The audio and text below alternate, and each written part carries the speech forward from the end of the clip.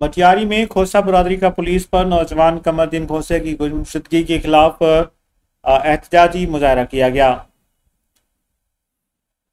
तफसीलात के मुताबिक मटियारी के नवाई गांव यार मोहम्मद खोसा के रिहायशी खोसा बरादरी के अफराद रसूल बख्श खोसा, अली मोहम्मद खोसा, अब्दुल गफूर खोसा, लुकमान खोसा ने एहतजाजी मुजाहरे की क़यादत करते हुए कहा कि हमारा नौजवान कमरदीन खोसो मटियारी की कोर्ट में पेशी के लिए जा रहा था। 9 रोज़ कबल रेडियो स्टेशन के सामने पुलिस और कुछ निजी अफराद ने उठा लिया। लवाकिन ने बताया कि अभी तक लापता नौजवान की गिरफ्तारी जाहिर नहीं की गई।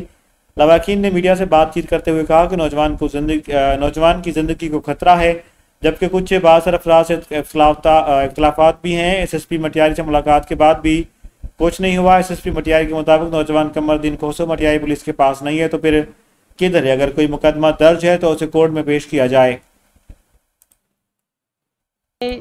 खाली करे मोकिलियो छॾे त मुंहिंजे ज़िले में ई कोन्हे को। असां इहो मुतालबो था कयूं त शहर मटियारी असांजे अमराजी जियो फैंसी कराई वञे।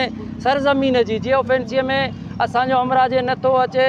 जेको को बि उन मंझि ड्रामो वग़ैरह आहे असां ते उनजी FIR